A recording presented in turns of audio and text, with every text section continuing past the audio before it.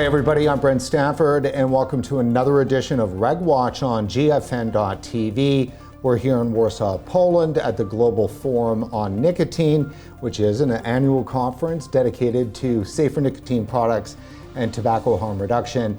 And it's celebrating its 10th anniversary this year. And we're sitting here with a filmmaker, Emmanuel Mwape. Sure, thank you very much, Brent. Thank you for having me. It's good to see you. So you produced both a feature film and a short film and a documentary around tobacco harm reduction. Walk us through that. So basically I go through in the program called Tobacco Harm Reduction. Of course, at the beginning of the program, I never actually had the full information of what actually tobacco harm reduction is.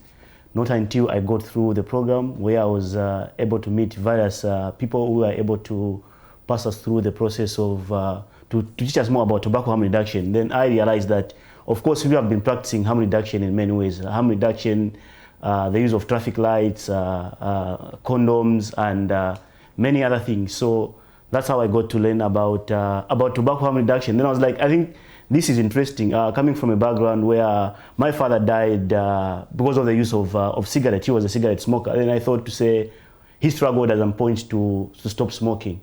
He really struggled to stop smoking. Then after I came through, I saw this program, I thought, it is interesting. I think if we had known of maybe a tobacco harm reduction, I think it would have helped in some way. So I think that's how I got motivated to get into the program. Then I created a film. Basically, it's a film telling a story about a woman who has created a cooperative center that sells safer nicotine products, but must face other people who are running cigarette business in the community. So basically, in this short film and the feature film, I was trying to tell a story on tobacco harm reduction, but using simpler terms and simpler methods that anyone can understand about tobacco harm reduction. Basically, from the nation where I'm coming from, tobacco harm reduction is something that is new. Of course, now there are many rise to it. Of course, the barriers to tobacco harm reduction. I think basically that's it about the project and tobacco harm reduction in general. I think for Zambia, tobacco harm reduction, it's a new subject. A few people know about it, and of course there are some regulations that are. Of course, we don't have proper regulations in regards to tobacco in general. I think they're trying to put up a tobacco enactment bill of some sort. Where are you from?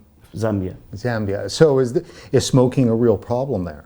Yes, of course, it is a problem. I think Zambia is one of the biggest producers of tobacco in the world, like farming. Yeah, we do a lot of farming of tobacco. Yeah.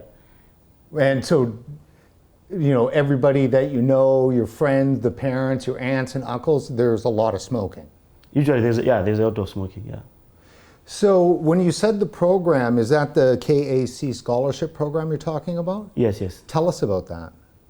So the KAC Tobacco Harm Reduction Scholarship is there to help researchers, media personnel to be trained in the field of tobacco harm reduction, to basically do a project in your own country about tobacco harm reduction. Then after doing that project, it's more of a research and advocacy program.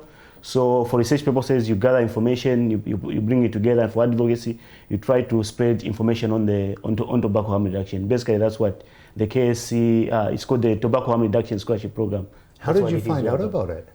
I found about it through a friend from Malawi who shared the information with me to say, oh, I think this might be of your interest to you, because you usually make films about, because I've created a number of films about mental health and also substance abuse. So yeah, that's how I got to know about tobacco harm reduction. The number of tobacco-related deaths in Zambia increased from an estimated 3,000 per year in 1990 to 7,142 per year in 2020. You are listening to Radio Healthcare on 102 FM. Stay tuned for more informative programs. I'm just a statesman, trying to gather some information here. What's this war? This is not a war. What pipe?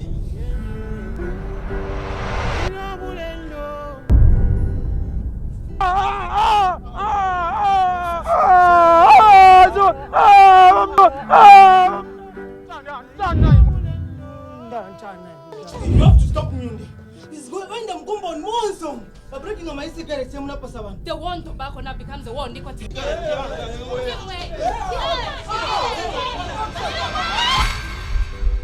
She caused it all.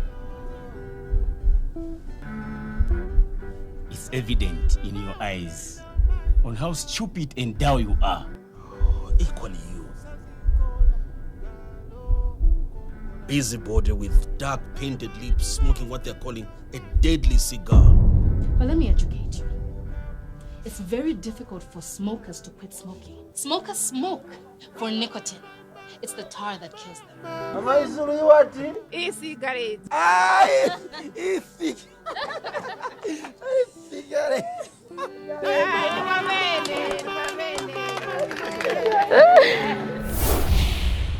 Part of this then is fiction, and then the other part is nonfiction. Explain that. So basically what I've been doing is, so the whole project, like, it's a fiction, but when I'm doing screenings, I usually try to document the moments if I'm showing people. So that's a separate thing. So basically the project on its own, it's fiction, but in as much as it is fiction, I'm trying to raise awareness on tobacco harm reduction. So yeah, so basically it's fiction, but an educational film. So you're adding layers on top of layers of the media. Yes, yes. That's excellent. So what's the biggest thing that you think you learned that was a surprise from making this film? I think what I have learned through making the film is that a number of people have accepted that it's hard to quit smoking, and hence some of the people that have seen the film, they have accepted to say, I think tobacco harm reduction is something that we can easily adopt.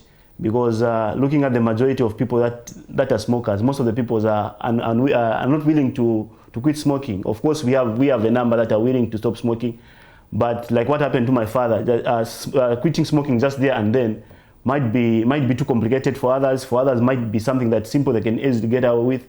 But in the process of making the film, I realized through making the film and also just the mentors, I realized to say that I think tobacco harm reduction is something that we should embrace, that we should critically look into. Of course, with many barriers, like from the country I'm coming from, like we have a few people that do research. So I realized to say that there's need of research, more especially in developing countries, to do a lot of research in regards to tobacco harm reduction, because most of the information that we get is information that has usually been done by people from developed countries. Then we get the information, then we begin to work on that information that we receive.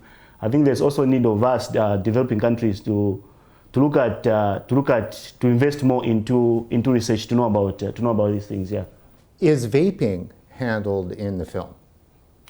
Yeah, of course there are. So basically, it's not just about vaping. So in this film, I'm looking at different things. I'm looking at nicotine replacement therapy, of course, snus, and vaping. So these are some of the things that are in the production. So we have not only just given, we're not just giving the people that are watching the film to say, or vaping, or just say snus, or just say nicotine replacement therapy.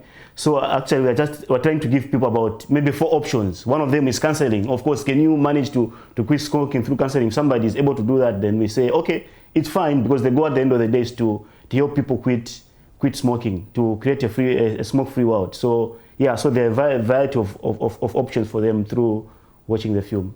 Is there controversy over safer nicotine products where you're from? Of course, there's a lot of controversy in regards to safer nicotine products. Of course, there are a lot of myths and propaganda in regards to safer nicotine products. Like what I can say is that I think there's a lot of controversy in the sense that, one, people do not know more about safer nicotine products. And the other thing is the channel of information, the information that we receive. So I think there's a lot of controversy surrounding safer nicotine products. Of course, even just in the reflection of the bill that is trying to be enacted. Yeah. Where do you think that controversy, where that misinformation comes from? I think the misinformation, I think, is coming from, what I can say, it's coming from, because us developing countries, we are on the lower end of the food chain.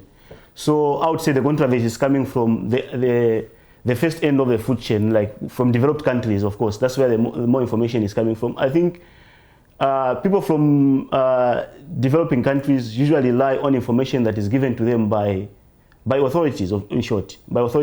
So that's where people usually get more credible information from, rather than from a second-hand, a third person. Yeah, basically that's it. Do you think that the authorities in your country are not giving the best information to its people? I don't think most relies on authorities. I think it's something that must deal with researchers, of course, like what I mentioned, to say there is need for people to do research, of course, because most of the research that we receive, whether in HIV fields, in other fields, most of the research, most of it, we usually get it from developed countries. But if we add a lot of people, individuals that invest time into research on various subjects, maybe for example the subject that we are talking about, tobacco harm reduction, we would have a lot of people that are getting first-hand information from their own, rather than getting information from a third individual. Yeah. Does that work in the same manner when it comes to, say, the media, that the messaging is all coming from the first world media? Yes, basically even in the media, I think the information basically is coming from the third world, from the developed countries.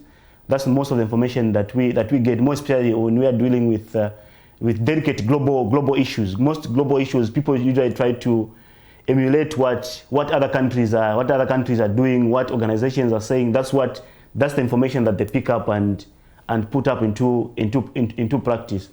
I think we have a few.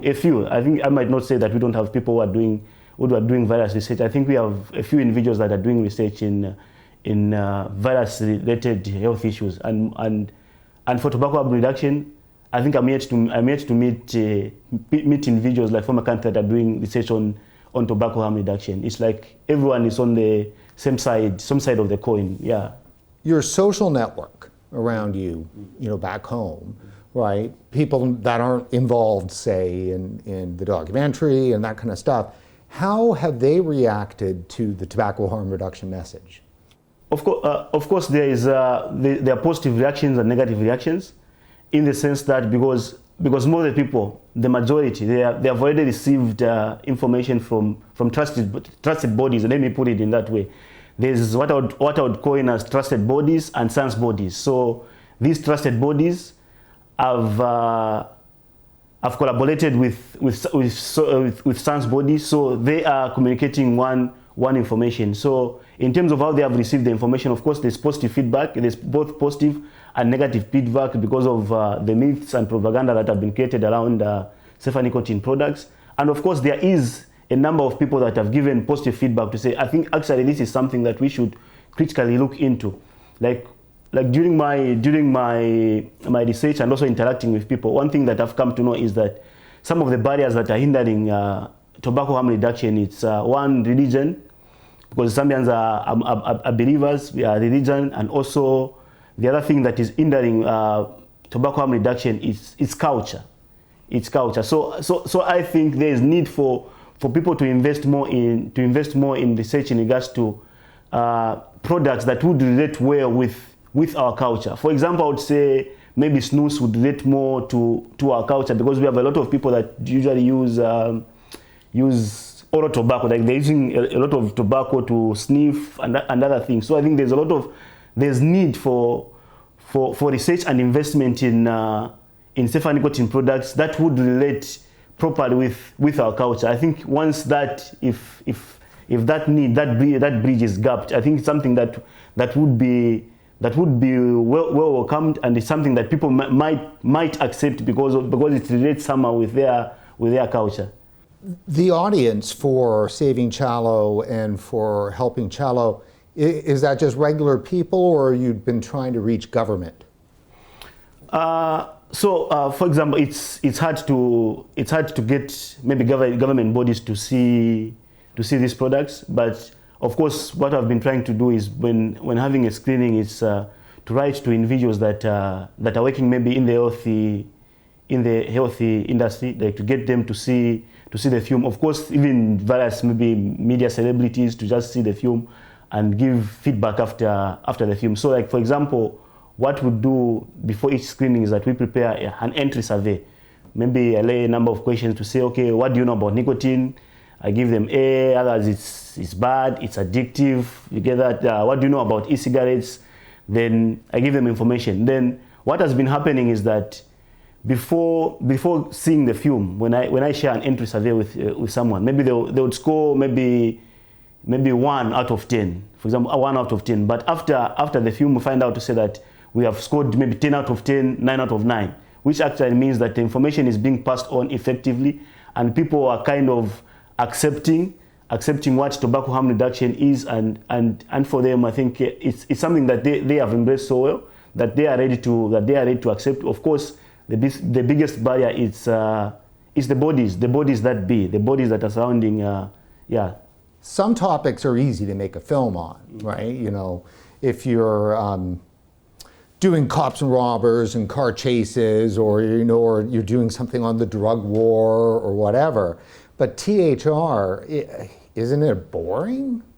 No, it's not boring. So the beauty about storytelling is that every one of us, we love stories. We love to watch. We love to see things. So I think telling a story about THR, I think it has been easy for me because we went through a process of learning what actually THR is. Then I realized we have been practicing. We practice THR, we practice harm reduction in so many ways. So even just sharing a philosophy of robots with people, just from the philosophy of robots and seat belts with people to say, actually it's impossible to stop accidents on the road.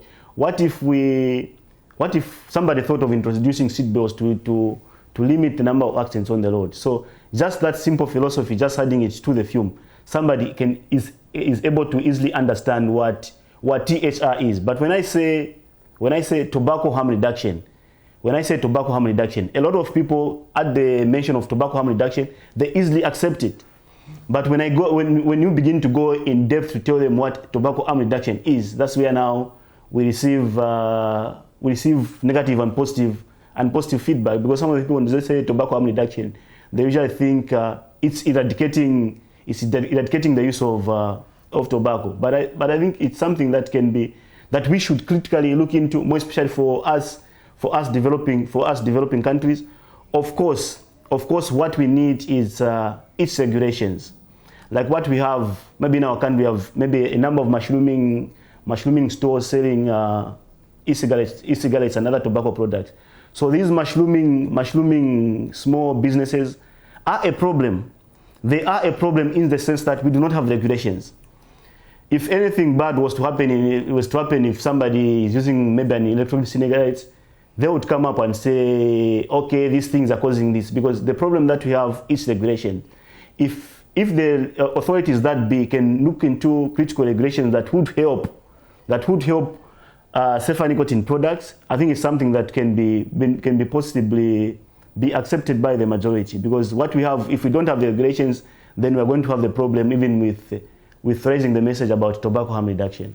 Isn't it a catch-22 though? Because the organizations that really push for regulations in LMICs are generally pushing abstinence and bans. Yes. Right? Is that an issue, do you think? Of course, it's an issue. I don't think bans would work.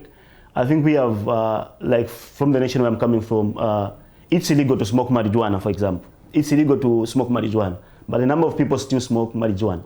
So I would, in relation to tobacco harm reduction, if we would, for example, ban tobacco, I don't think it would work. Prohibition wouldn't work. So it's high time that the authorities that be reflect on safer nicotine products, because they would help people to quit smoking, and they would also help lives, like people to use these products for a longer period of time without attracting various diseases that have been caused by the smoking of tobacco.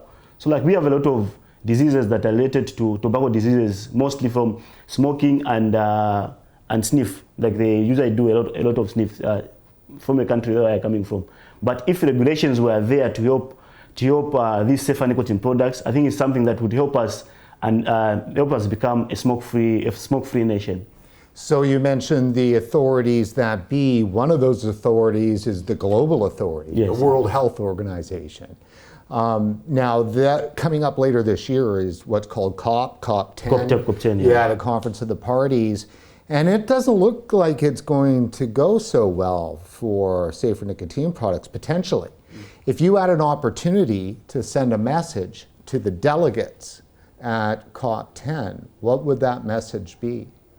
My question would be: Would you accept evil for something that's less evil? Maybe that would be the question for me. And are you able to eradicate this? Are you able to eradicate this evil completely? If you are unable to eradicate it, then it's high time for you to reflect on getting something that is more safer for people to use than allowing something that is not safe for people to consume. I think that would be the best message. I think the best message is for people to critically look at these things and to be more realistic with the approach on tobacco. Because, for example, if we say ban tobacco, so for example in Zambia we have a lot of people that are farming tobacco. So one of the things that they can critically look into, not saying okay, ban tobacco or stop tobacco farming. Of course, it will be hard for people to stop. One of the things they can critically look into is one of the things that the smoke-free world is doing, where they're empowering farmers to shift from use of tobacco. For example, if I'm using 10 hectares of land to plant tobacco, they can slowly start shifting to alternative crops. Like for example, we say, okay, instead of 10 hectares of land of tobacco, can we use 30% to plant maize for this year, so that slowly we get to a world that will be smoke-free. The Global Forum on Nicotine, this event, what do you think of it, and is it important? The Global Forum on Nicotine, it's an important event in the sense that we have people at the event that create these products, that people create these products, and these are people that have been studying the products that they are creating. Of course, what is there, my observation is that the science is already there. I think what's just stopping everything is the regulation. The science is already there. I think even the authorities that they need to attend these events. The more they attend, if they begin to attend these events, they will begin to have a bigger understanding of what tobacco harm reduction is, and they'll begin to understand more on nicotine, for example, I say. So what's next for you in terms of your next film? So what's next for me in terms of the next film? I'll be doing a film where I'm trying to approach relevant authorities to learn on tobacco harm reduction. So that's what I'll be documenting. So I'll be visiting a number of people to access the information. What do they know about tobacco harm reduction? Is it something that they would accept? Is it something that they would reject? Of course, because I'm trying to tell a story, but of course I'm trying to spread the message on awareness. So I think that's what I'll be working on, and I'm lucky to get into, and I'll be studying audiovisual production through KSE.